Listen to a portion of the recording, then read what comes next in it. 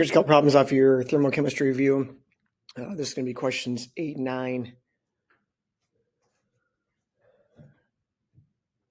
So commercial cold packs, like the ones you kind of hit, they have solid ammonium nitrate and water in them. So you break them open, the ammonium nitrate just dissolves in water. It absorbs 330 joules of heat per gram of ammonium nitrate dissolved in water. So for every gram of this they put in there, 330 joules of heat is taken out of the water. So the more grams you put in there, the more heat taken out of the water, the colder it feels. In a coffee cup calorimeter, 4 grams is dissolved in 75 grams of water. Assume that the heat lost from the water, that all the heat is lost from the water.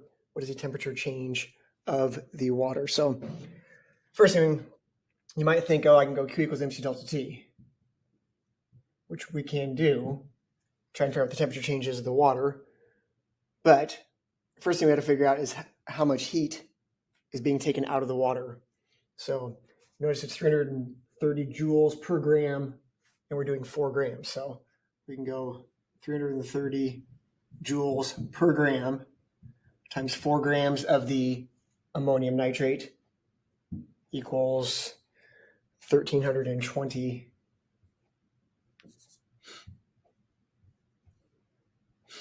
joules of heat that's being taken out of the water. So now we can put those joules in. Say, okay, there's 1,320 joules of heat being removed from the water. The mass of the water is 75 grams. They did just give a specific heat of water, so we're going to use that. We're not going to add in the 4 grams there. Otherwise, we would say specific heat of the solution. 4.18 is that. Change in temperature.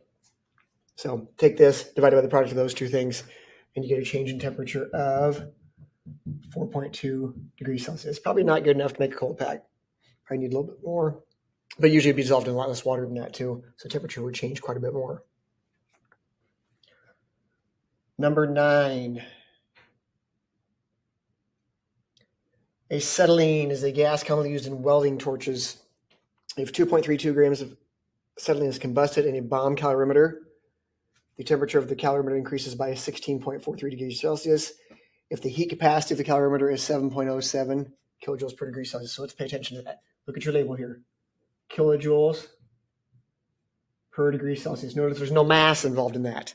It's just kilojoules per degree Celsius. So if you know the change in temperature, if you multiply this times degree Celsius, you're going to get kilojoules. Well, here's our change in temperature. So we can figure out how many kilojoules there are. Determine the enthalpy change per mole of acetylene. So let's figure out this many grams of acetylene causes this temperature change. Let's see how many kilojoules of heat that is. So we can just take our 7.07 kilojoules per degree Celsius times 16.43 degrees Celsius and figure out how many kilojoules of heat were given off by this many grams of C2H2. And you get that, you get 116.2 kilojoules.